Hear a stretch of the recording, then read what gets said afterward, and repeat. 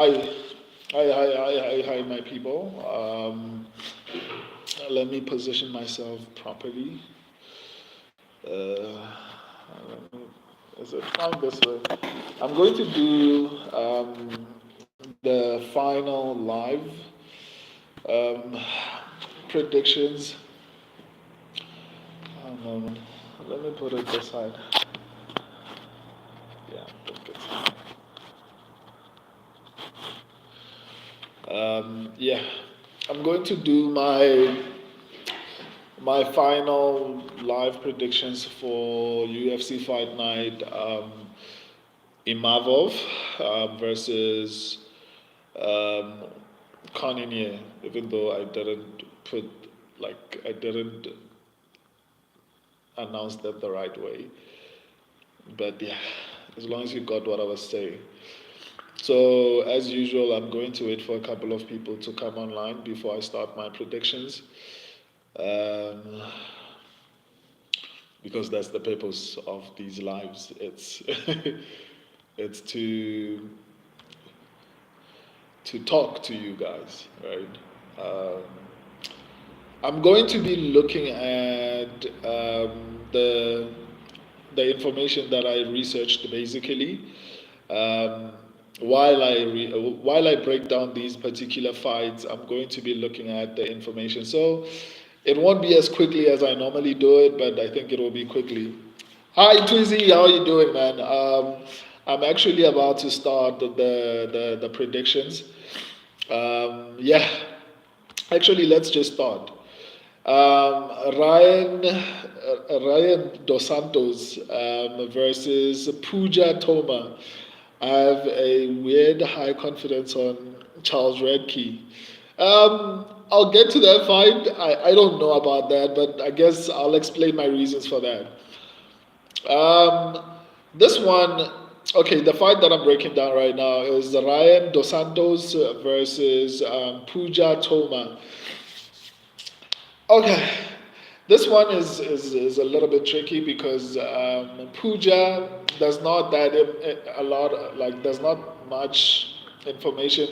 Hi Bojack Horseman, I'm still at the prelims, so just stick around up until the end for that breakdown, or you can watch the live after I'm done later on if you can't stay on right now. But yeah, I'm going to do every single fight from the prelims. I'm only starting right now. So I think Puja is better on the feet. On the ground, I'd say obviously Dos Santos, but it's a little bit tricky because it's women's MMA. And on top of that, Puja is a little bit untested.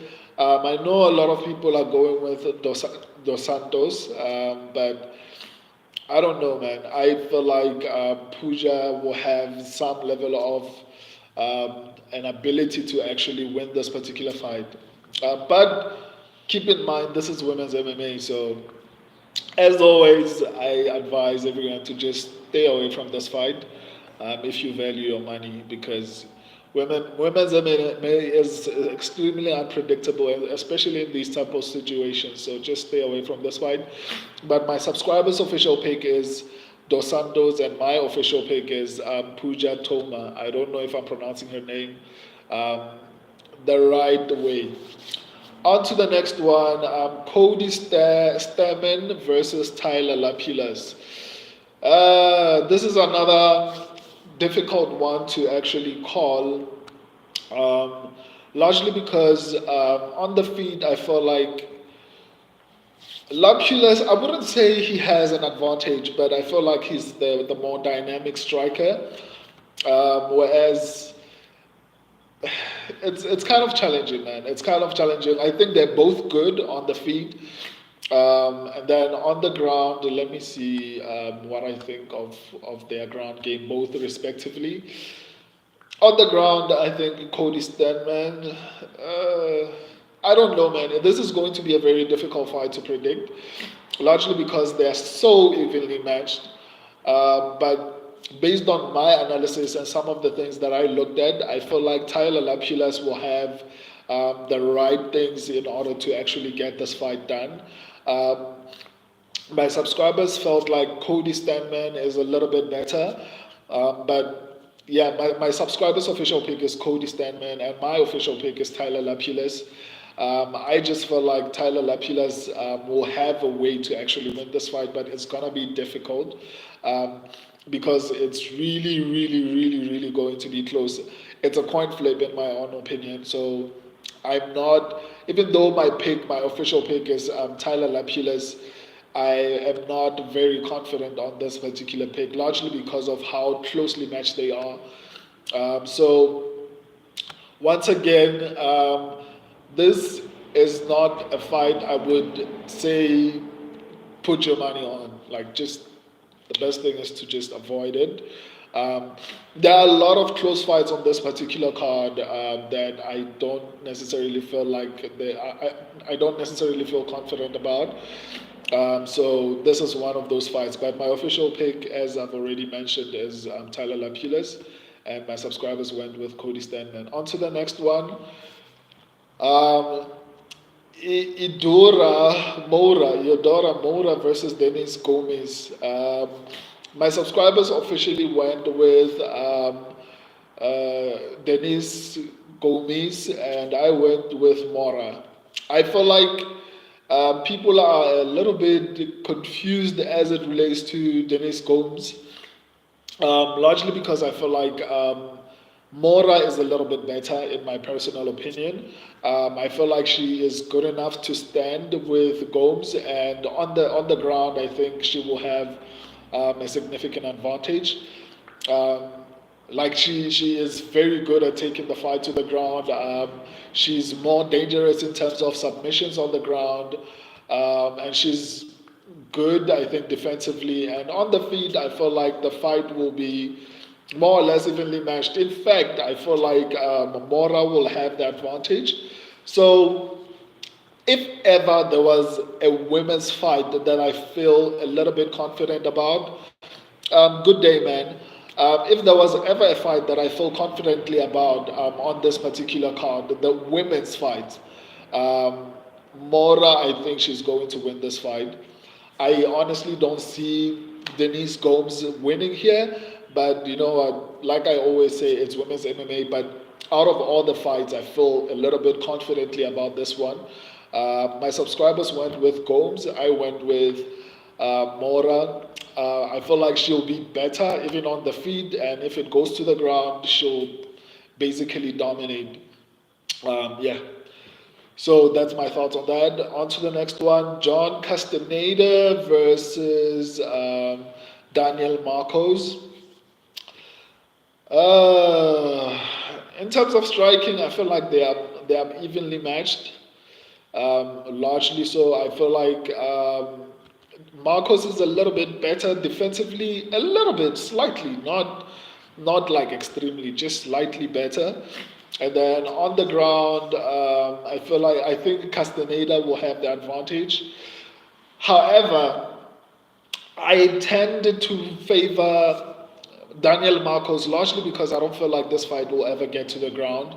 I think Daniel Marcos is a little bit better defensively, so he is going to be able to avoid getting taken down. And if this fight stays on the feet, I feel like Daniel Marcos will have the advantage there. Not a significant advantage, but I feel like he throws a little bit more. And I think in terms of defense, they are more or less evenly matched.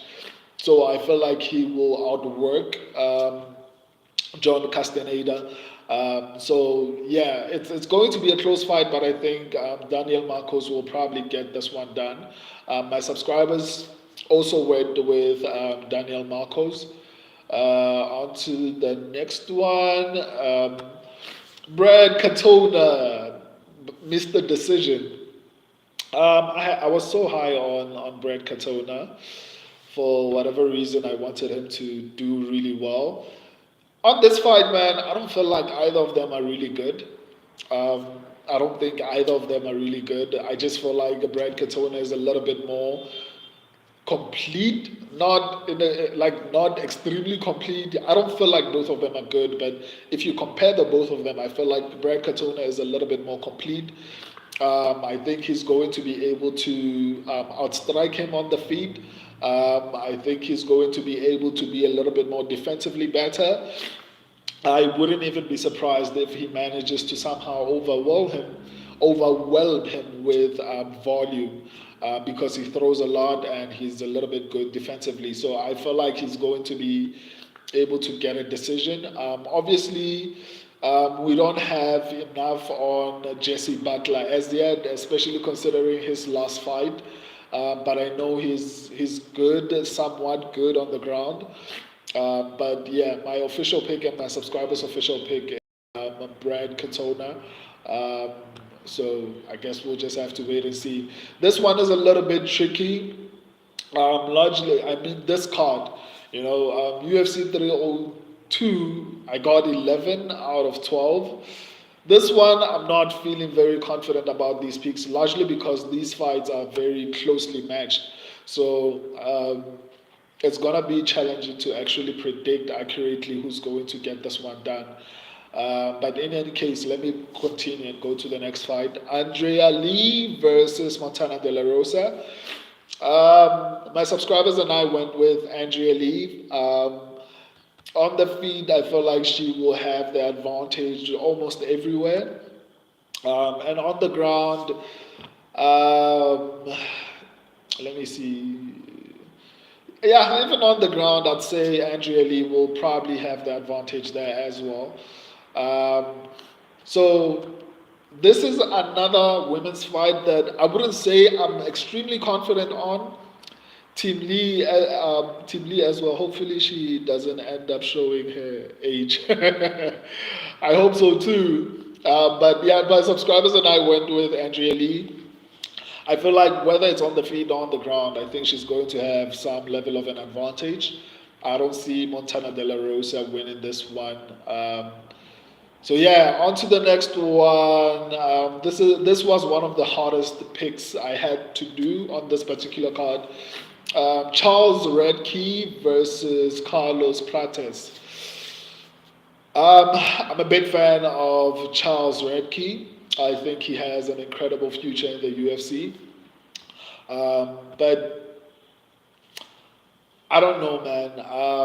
The only way he wins this fight is if he somehow manages to dominate Carlos Prates on the ground, and I feel like Carlos Prates has been getting a little bit better over the last few fights. The fight on the contender series, his takedown defense didn't look all that great, but over the next couple of fights that he had, it looked a bit more improved.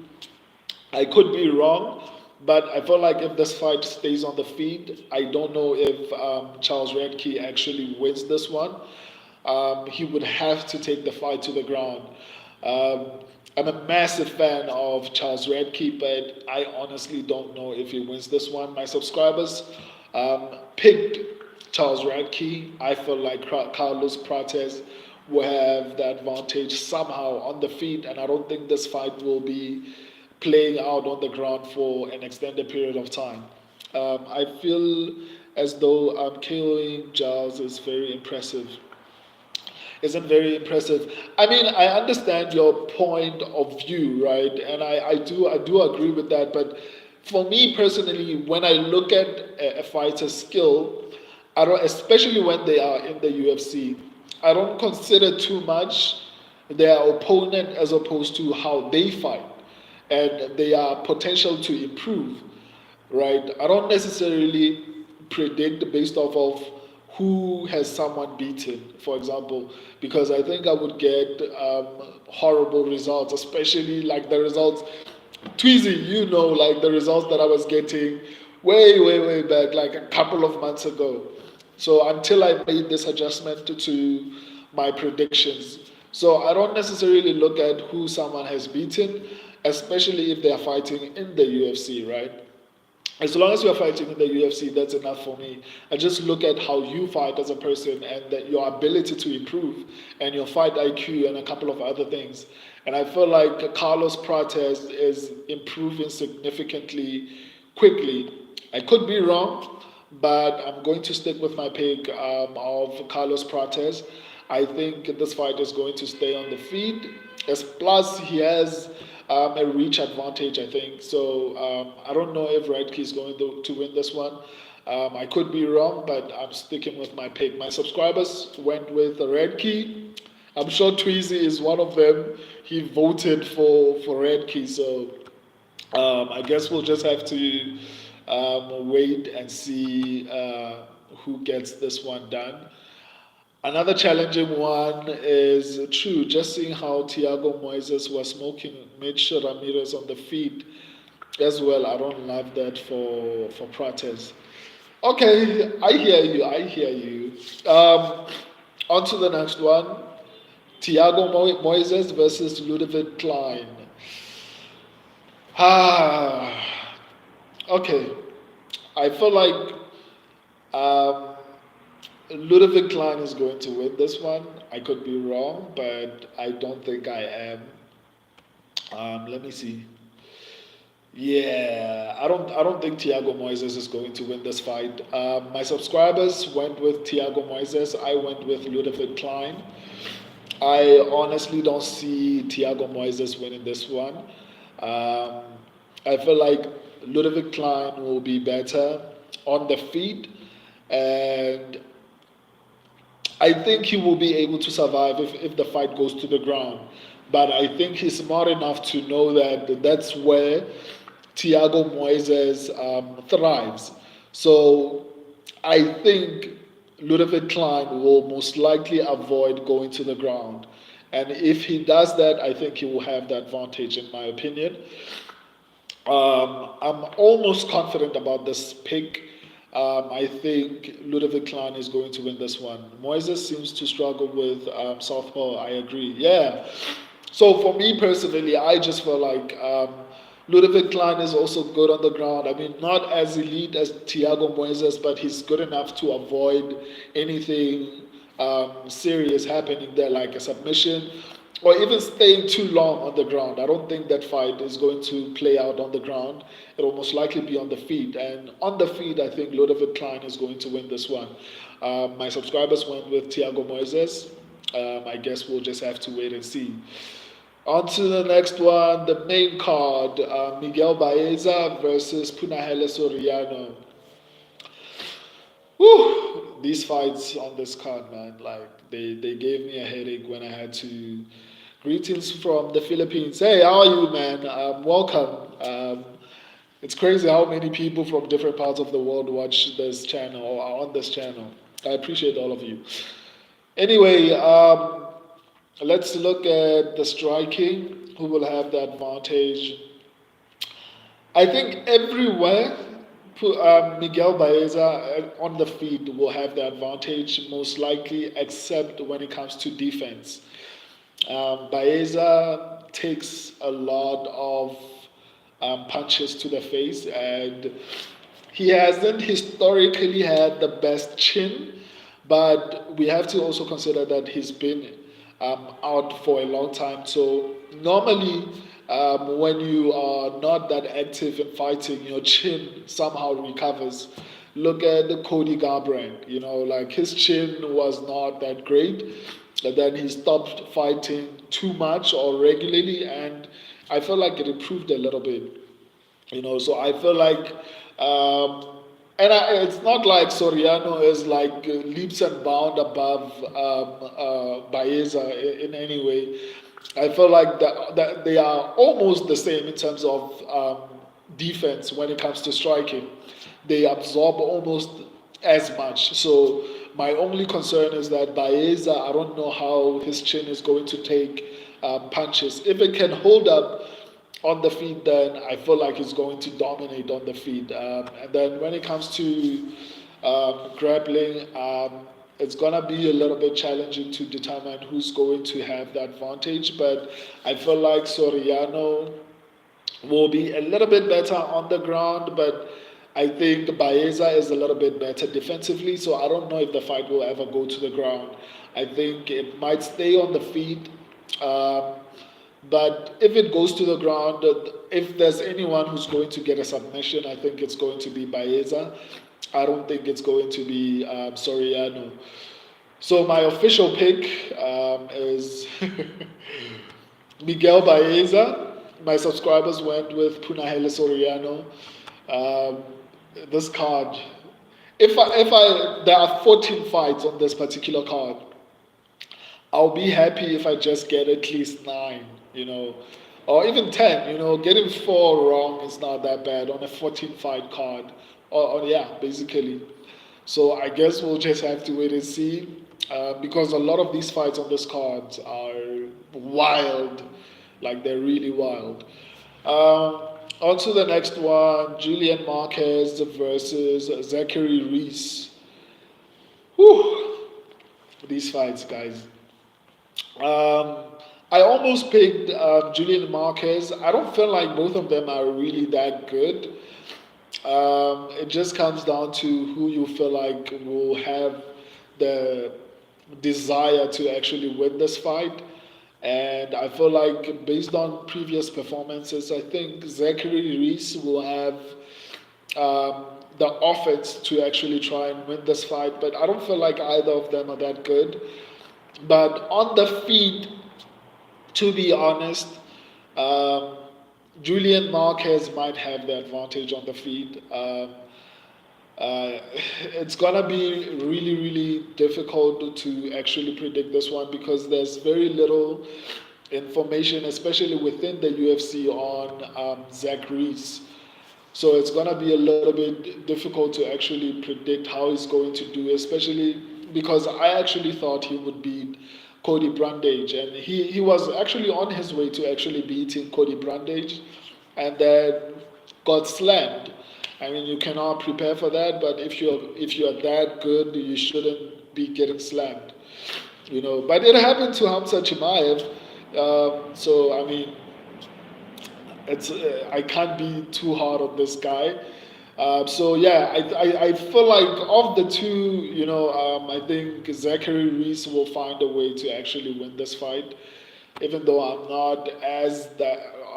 not as confident. My subscribers also went with Zachary Reese, but yeah, it's gonna be a very close fight. I think it could go either way. Not when I say it's gonna be a close fight, I mean either of them could win it. The method is not important at this point. I'll try to maybe predict. I normally don't do like predictions in terms of like method of finish or how the fight will play out or whatever the case is. I normally try to focus on the outcome, who's actually going to win. And in this particular scenario, I feel like Zach Reese might win, but I wouldn't be surprised if Julian Marquez finds a way to win because, like I said, on the feet, I think Marquez will have the advantage. I think for Reese to win, he needs a submission. He needs to take the fight to the ground at the very least. So, yeah, on to the next one. Bruno Ferreira versus Dustin Stoltzfus. Yeah, these fights. Bruno Ferreira is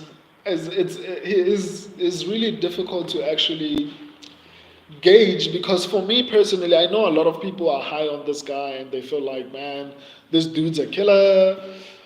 He's going to do incredible things, and he might very well do those things. But for me personally, at this point, I honestly don't know about that.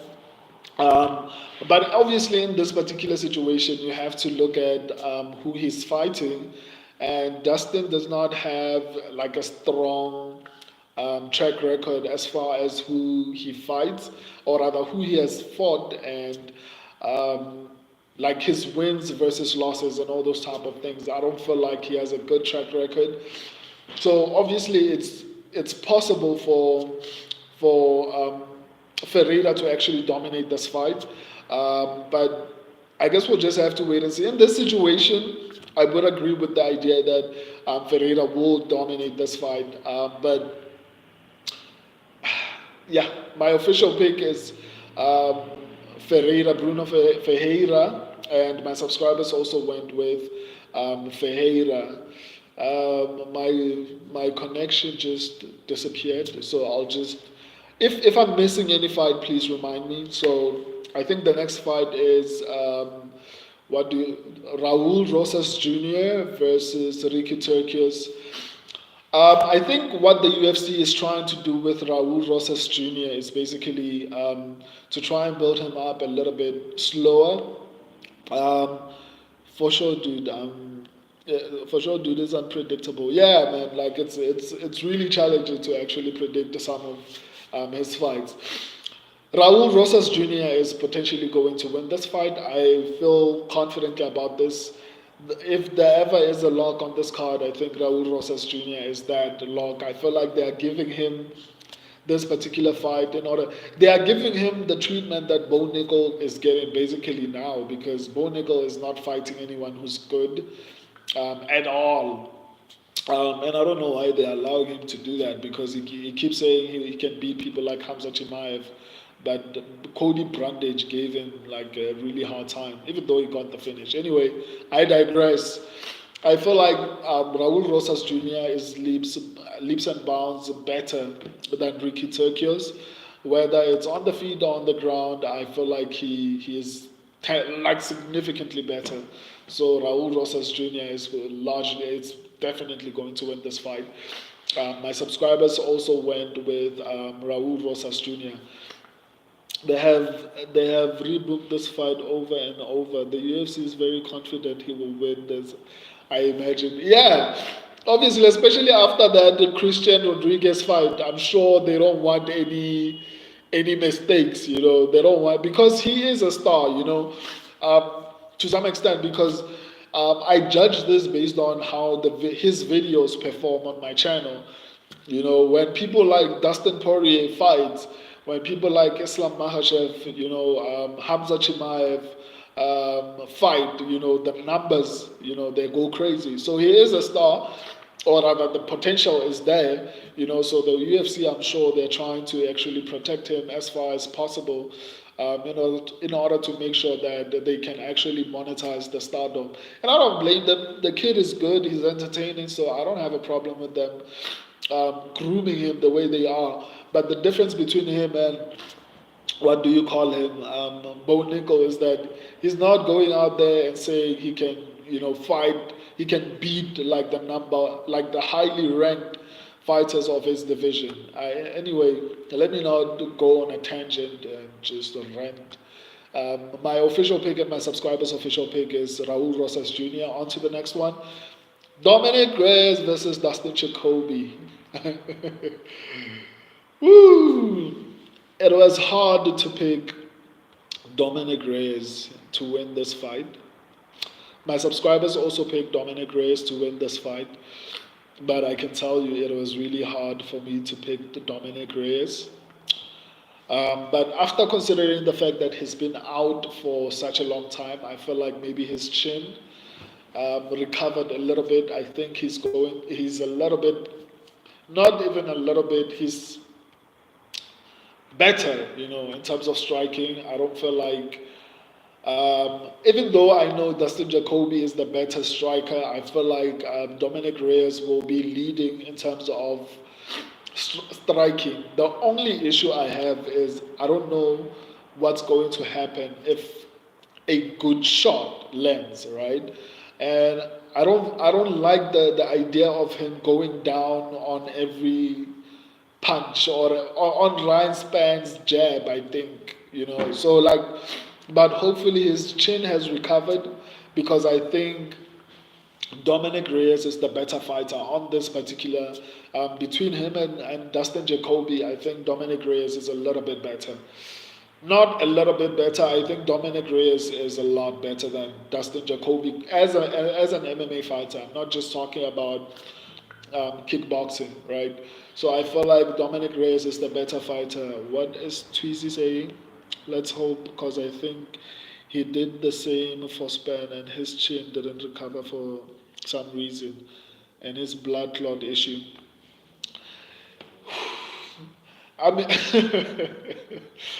I guess we'll just have to wait and see. But I don't feel too horrible picking Dominic Reyes. I think Dominic Reyes will win this one. His chin is the only thing that concerns me. But other than that, Tweezy, stop cursing Dominic Reyes. Dominic Reyes is going to come back recovered. Like, let's pray for Dominic Reyes. He needs this, and I don't want him to be cut from the UFC because I think he's entertaining, man. I just feel like he's had, I don't know, maybe the winning the fight against John Jones and not getting the belt maybe affected him differently. You know, I guess I'm assuming. Anyway, on to the main event of the evening: Jared Cannonier versus Nassourdine Imavov. Nassourdine's last performance was not that great. Jared Cannonier, I wish he started his career at what do you call it, middleweight, because he's been incredible since he came down to middleweight. But at 40 years after getting a surgery, normally time off for me, I don't count it as much if you are not from Japan and you were not serving in the war. This is not a racial thing or whatever the case is. This is me looking at how a lot of fighters perform after they've served their country. Normally, they don't come back the same. You know, so if you're not from the Asian region where you were doing like your mandatory or required, who is the last opponent Cannonier faced that is looking to start going backwards? Um, I don't honestly know, but I feel like Nassourdine Imavov is going to find a way to actually win this one. I think he's the more dynamic striker. I think he's going to defensively. I think Nassourdine is a little bit better. Um, yeah, I just feel like he's going to be a little bit better. But I honestly, one of the biggest reasons is his age, Jared Cannonier's age, and the fact that he is coming back from a surgery. I don't like that. I could be wrong, but I honestly don't see myself being wrong on this one. Even if he wins, man, how far can he go? I don't know if he beats Dricus Duplessis at this point. Jared Cannonier is good, and I love him, and it sucks that he is still at a point whereby he's fighting for a living, right? And it honestly sucks because I heard him speaking about money issues when he was fighting Israel Adesanya, I think.